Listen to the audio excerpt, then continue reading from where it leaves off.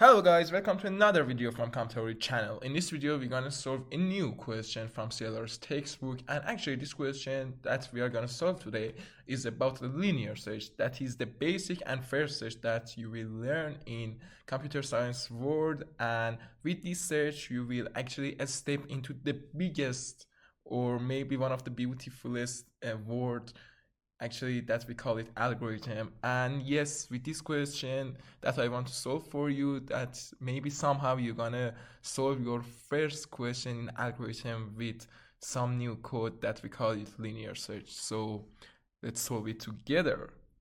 Okay guys, as you can see here, this is a question that we have. Consider the searching problem. Our input is a sequence of n numbers that we call it a, that is equal to our sequence, and a value v. Output an index I such that v is equal to the ith index in a array, actually, or better I say in our a sequence, or the special value null if v does not appear in a. Write a pseudocode for linear search which scans through the sequence looking for v. Using a loop invariant, prove that your algorithm is correct. Make sure that your loop invariant fulfills the three necessary properties.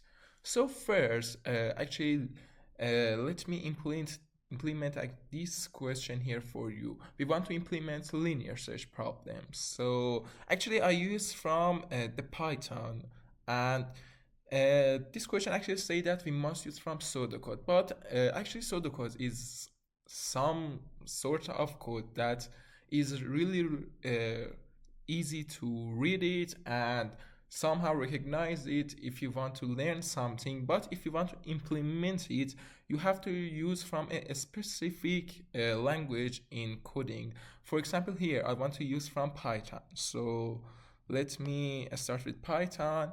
Here I define the linear search function here, and we have an array that contains 31, 41, 59, 26, 41, and 58.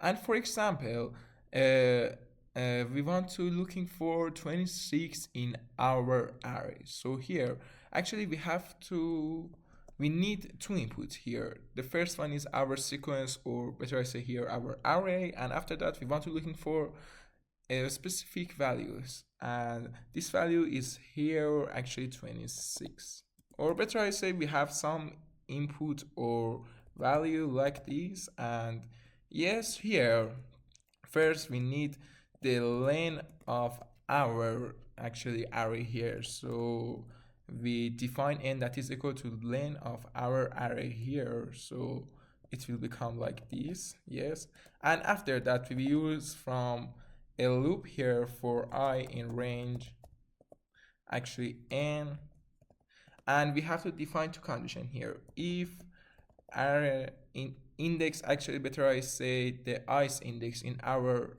array is equal to our value here, we must return, or better I say print I here, and yes, that's it.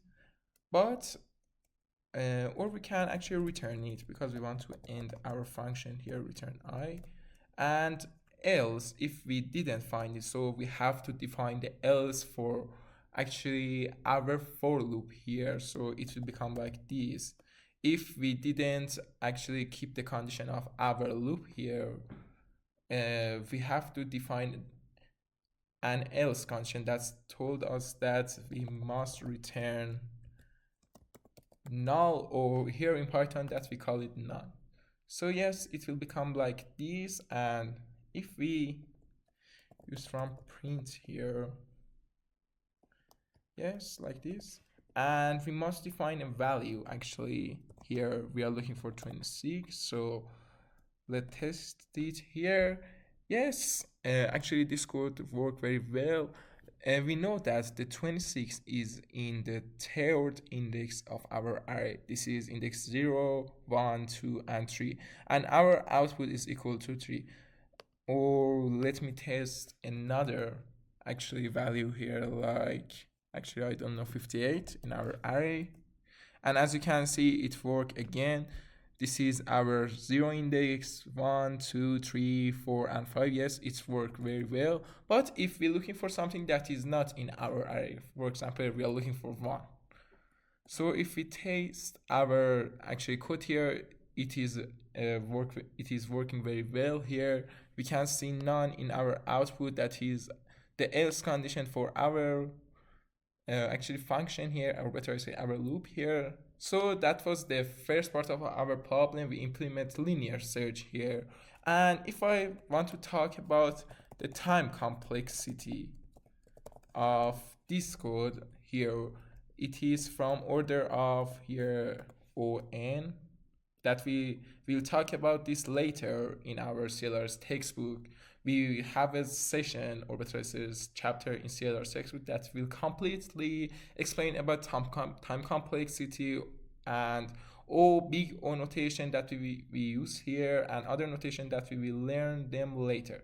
So that was the first part of our problem. For the second part, actually here, we want to actually somehow prove that our code work very well with invariant loop, actually, or better say loop invariant that we will use here.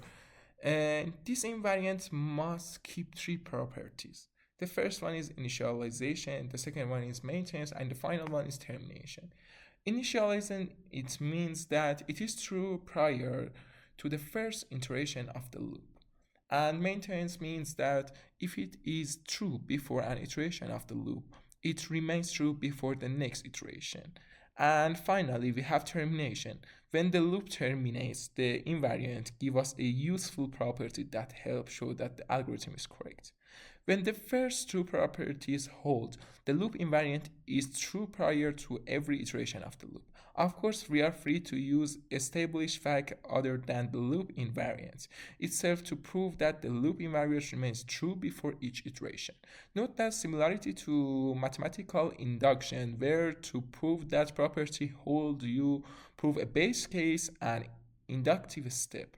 Here, showing that the invariance holds before the least iteration correspond to the base case, and showing that the invariant holds from iteration to iteration correspond to the inductive step. The third property is perhaps the most important one. Since we are using the loop invariant to show correctness, typically we use the loop invariant along with the condition that caused the loop to terminate. The termination property differs from how we usually use mathematical induction, in which we apply the inductive step infinitely. Here we stop the induction when the loop terminates.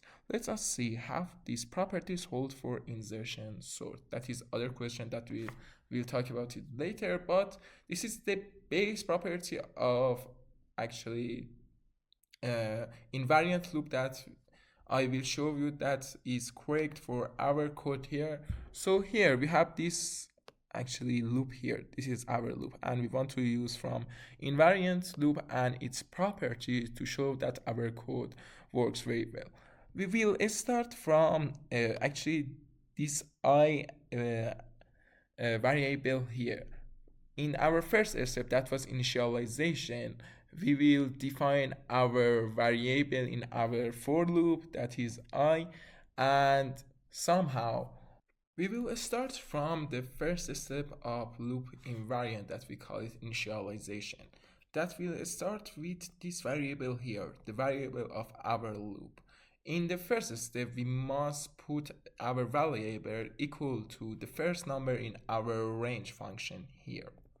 And we know that when we use from this line of code for I in range some number, the loop variable we will start from 0 until n minus 1. So the first number it is 0, and we want to check that is it correct for our first input here. And when the I is equal to 0, the first number of our actually array here is 31, or better I say some number, we don't know that. If this number is equal to our array, we will return the index of that number, or we have to keep continue and keep checking other numbers until we reach the exact value that we call it in our input here. So that was the first part. The second part, it is maintenance.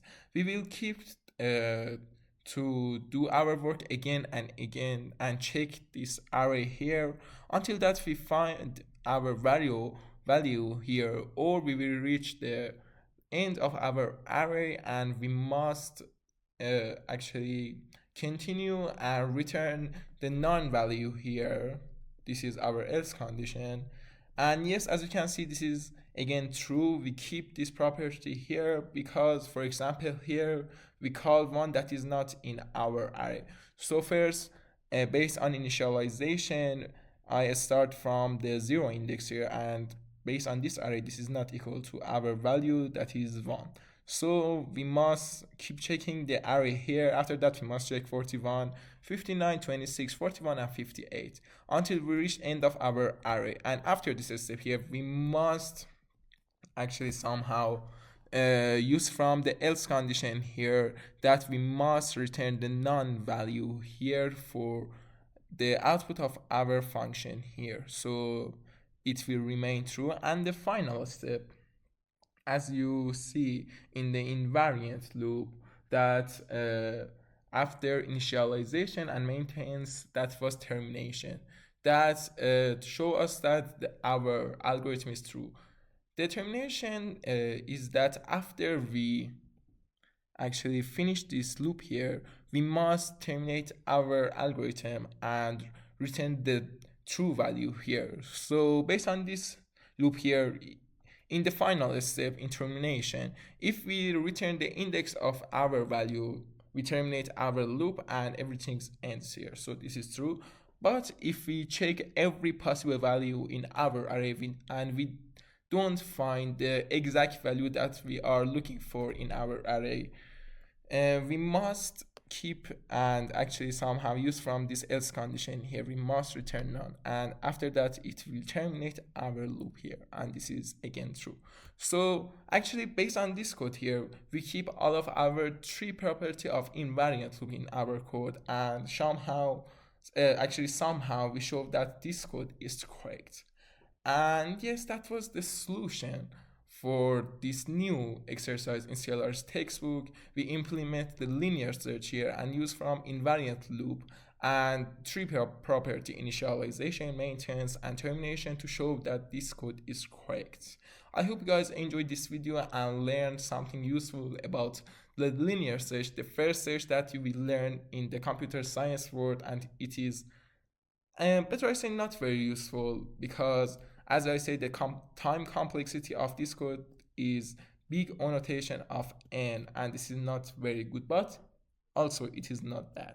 You can use from this code here in the worst situation that you don't have any other idea to somehow solve your question. You can use from linear search that is so simple to implement and very good to use. So yes, you can use it and actually somehow use it in your future work and other things. I don't know.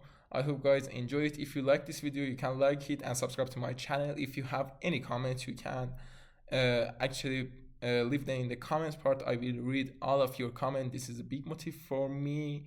And yes, that's it guys. Have a nice day. Goodbye.